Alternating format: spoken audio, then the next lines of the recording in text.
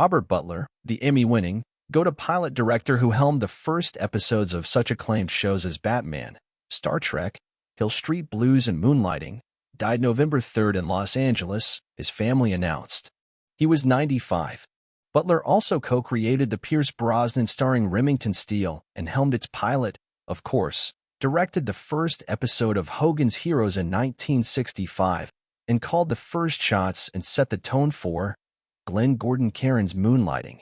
Lois and Clark, The New Adventures of Superman, Sisters, and the Division. In 1973, he directed the William Holden-starring The Blue Knight, the first 4-hour television miniseries at NBC, and then got the CBS series adaptation of the Joseph Wambaugh novel that starred George Kennedy off on the right foot. Butler also helmed 2 episodes of The Twilight Zone, the 5th season installments Caesar and Me, starring his old friend, Jackie Cooper, and The Encounter, and worked on the Dick Van Dyke Show, The Untouchables, Dr. Kildare, The Fugitive, Walt Disney's Wonderful World of Color, Gunsmoke, Hawaii Five-0, Kung Fu, I Spy, Columbo, The Waltons and Ironside.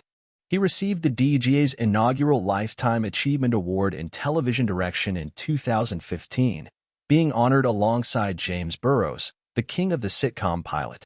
14 years earlier, he was presented with the Robert B.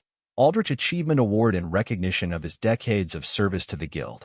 Butler was pals with screenwriter Lorenzo Semple Jr., who developed Batman for ABC, as their wives had known each other since they were kids.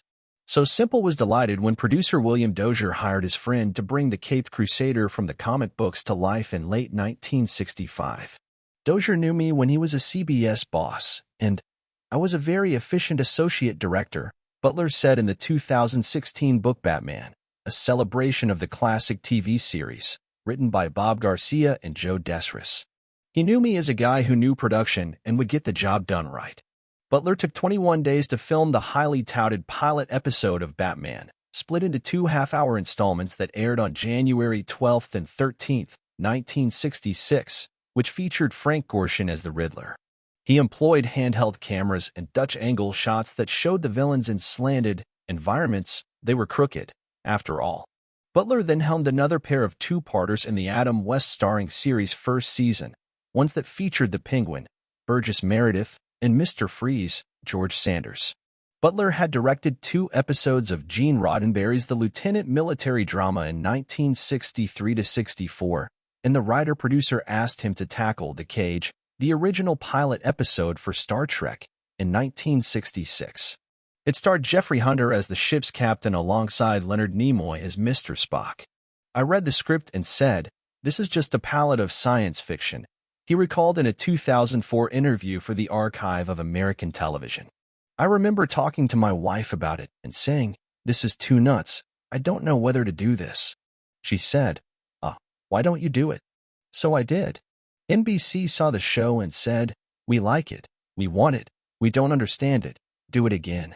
So another pilot was ordered, and William Shatner was in for Hunter. The Cage wasn't broadcast in its entirety until 1986, though some of Butler's footage was used in the first season 2-parter, The Menagerie. For the pilot of Hill Street Blues, the landmark Stephen Bochco-Michael Kozol cop show that aired on NBC from 1981 to 87, Butler said he wanted it to look messy. In my mind, the show came from the congestion of the material, the congestion of the characters, Butler said in a 2011 story about the cop drama that was published on the DGA website.